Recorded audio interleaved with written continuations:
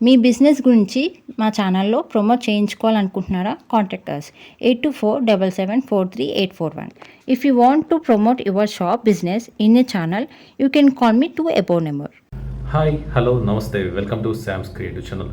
ఈరోజు మనం కోట శ్రీనివాసరావు గారి గురించి ఒక ప్రత్యేకమైన స్టోరీ చూడబోతున్నాము. సో ఆయన జీవితంలో ఎలాంటి కష్టాలు పడ్డారు, ఆయన భార్యని ఎంత చక్కగా చూసుకున్నారు, ఆయన కెరీర్లో ఎన్ని ఉన్నత స్థానాలు అందుకున్నారు అనే విషయాల గురించి ఇప్పుడు మాట్లాడుకుందాము.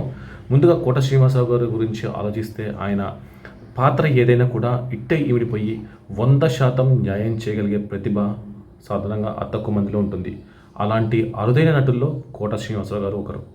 కమెడియన్గా, క్యారెక్టర్ ఆర్టిస్ట్గా, విలన్గా ఎన్నో విభిన్నమైన పాత్రలకు ఆయన ప్రాణం పోశారు. జోనర్ ఏదైనా తనదైన శైలి నటనతో విలక్షణ నటుడు అనిపించుకున్నారు. తెలుగులో దాదాపు 750 చిత్రాలకు పైగా నటించి చెరగని ముద్ర వేశారు కోట. ఇతర భాషల్లో కూడా ఆయన సత్తా చాటారు.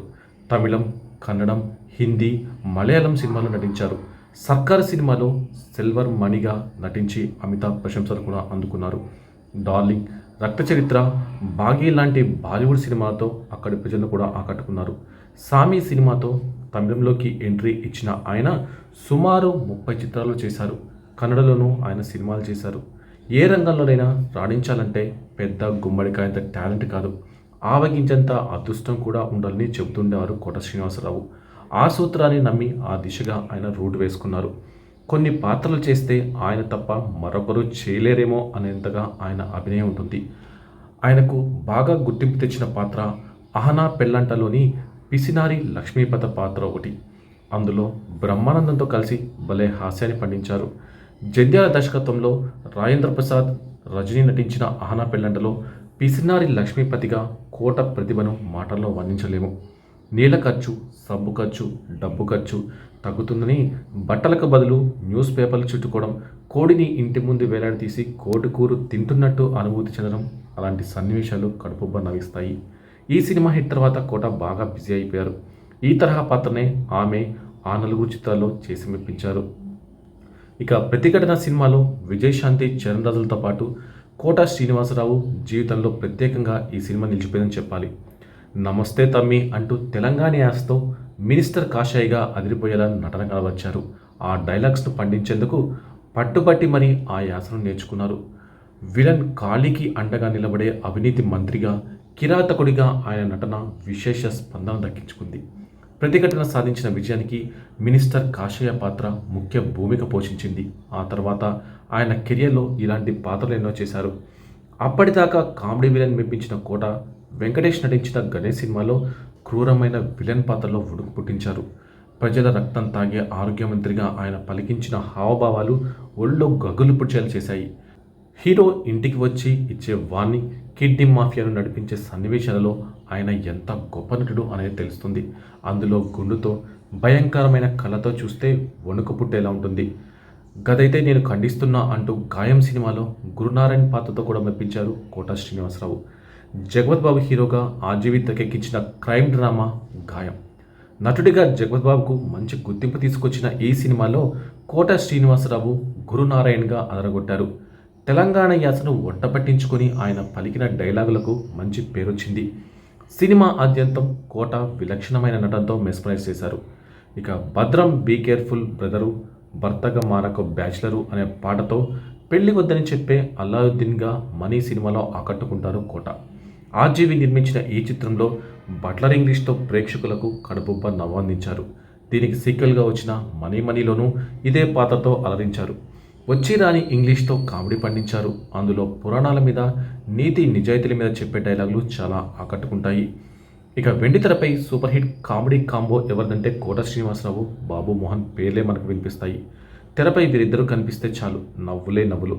అంతేకాదు సినిమా హిట్ కూడా. ముత్యాల సుబ్బయ్య తీసిన మామగారులో ఈ జంట చేసిన కామెడీ ఎప్పటికీ మర్చిపోలేరు. పోతరాజుగా కోట శ్రీనివాసరావు నటన సినిమాకే హైలైట్. ఆ తర్వాత ఏవండి ఆవిడొచ్చింది, చిన్నరాయుడు, రాజేంద్రుడు, గజేంద్రుడు ఇలా దాదాపు 50 సినిమాలకు పైగా వీరిద్దరూ కనిపించి థియేటర్లలో ప్రేక్షకుల్ని నవ్వించారు. నాగార్జున బ్లాక్ బస్టర్ చిత్రం హలో బ్రదర్లో తాటిమట్టయిగా నటించి ప్రేక్షకులను నవ్వుల్లో ముంచెత్తారు. అందులో ఆయన ప్రమోషన్ కోసం పడే పాటలు, అందుకు తన కానిస్టేబుల్తో జరిగే కామెడీ మంచి వినోదాన్ని పండించింది. సినిమా అంతా నవ్వించిన కోట చివరిలో మల్లికార్జునరావు పాత్ర మరణించాక రే చిట్టి లేరా, రివెంజ్ తీర్చుకోరా నా మీద అంటూ భావోద్వేగానికి గురయ్యే సీన్ ప్రేక్షకులకు కన్నీళ్లు పెట్టిస్తుంది. కామెడీ పంచడంలోనైనా భావోద్వేగం కలిగించడంలోనైనా ఆయనకు ఆయన సాటే అని నిరూపించుకున్నారు. ఇక గబ్బర్ సింగ్లో శృతి హాసన్ తండ్రిగా నటించారు కోట. ఇందులో ఆయన పచ్చి తాగబోతు. ఆ పాత్ర కోసం గాయకుడిగా కూడా మారారు. మందుబాబులం అనే పాటను ఒక ఊపు ఊపింది. ఇక ఇంట్లో ఇల్లాలు వంటింట్లో ప్రియురాలు చిత్రంలోనూ కోట కామెడీ అదరహో అనే చెప్పాలి. వెంకటేష్కు తండ్రిగా, వారసుడు కావాలని కోరుకునే తండ్రిగా, మనవడు వచ్చాక చేసే అల్లరి తెలుగు ఆడియన్స్కు విపరీతంగా అలరించింది. ఇందులో తండ్రిగానే కాకుండా తాతగాను నటించి మెప్పించారు ఆయన. పెళ్ళైన కొత్తలో తన మనవడి దాంపత్య బంధం బలపడేందుకు కృషి చేసే తాతగా మెప్పించారు. ఈ తరహా పాత్రలే రాఖీ, బృందావనం, సింహాద్రి వంటి చిత్రాల్లో చేశారు. ఆడువారి మాటలకే అర్థాలు వేరే చిత్రంలో కోట నటన గురించి ఎంత చెప్పినా తక్కువే. జీవితంలో ఇంకా స్థిరపడని కొడుక్కి మధ్యతరగతి తండ్రి పాత్రలో కోట కంటతడి పెట్టించారు.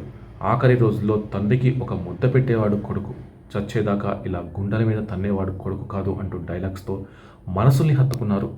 పైకి కొడుకు పట్ల కోపంగా ఉన్నా లోపల ప్రేమను నింపుకున్న నాన్నగా ఆ పాత్రకు ప్రాణం పోశారు ఆయన.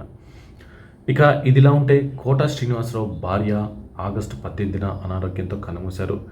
సరిగ్గా కోట శ్రీనివాసరావు మరణించిన నెల రోజులకి ఆమె కన్నుమూయడం అందరినీ దిగ్భ్రాంతికి గురిచేసింది.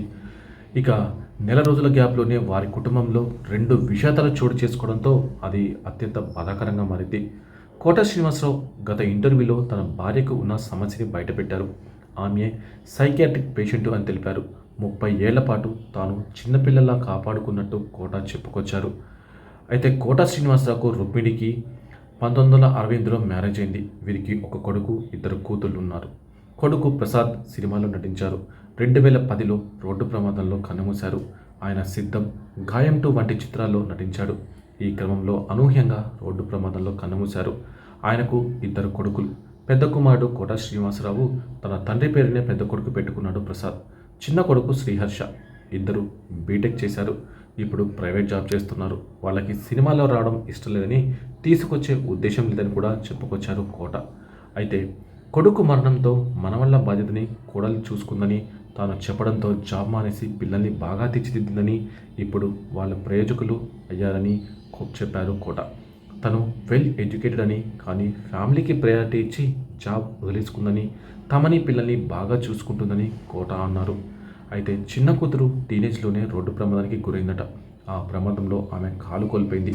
అలాంటి పరిస్థితుల్లో తాను బ్యాంకులో గుమస్తగా పనిచేసే సార్ పెద్ద మనసు చేసుకుని తనకు వియంకుడు అయ్యాడని తెలిపారు కోట. ఆమెకి ఒక కూతురు ఉందని, బాగా చదువుతుందని కోట చెప్పుకొచ్చారు. అయితే ఇక తన భార్య గురించి చెప్పుకొచ్చిన కోట ఒక షాకింగ్ విషయం బయటపెట్టారు. 1973లో భార్య రుక్మిణి డెలివరీ సమయంలో మా అత్తగారు చనిపోయింది. ఆ విషయం తెలిసి నా భార్య షాక్కి గురైంది. మానసికంగా డిస్టర్బ్ అయింది.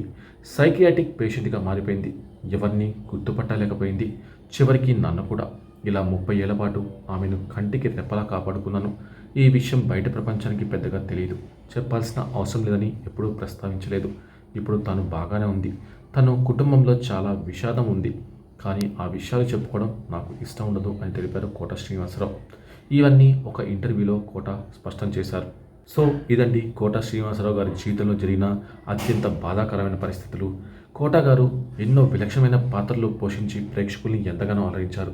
కానీ కొద్ది నెలల గ్యాప్లోనే కోట గారు ఆయన భార్య మరణించడం ప్రేక్షకులను, అటు అభిమానులని దిగ్భ్రాంతికి గురిచేస్తుంది. ఆయన ఆత్మకు నివాళులు అర్పిద్దాం. ఇక ఈ వీడియో మీకు నచ్చినట్టయితే తప్పనిసరిగా లైక్ చేయడం మర్చిపోవద్దు. మీ విలువైన అభిప్రాయాలు కూడా కింద కామెంట్ సెక్షన్లో తెలియజేయండి. Thank you.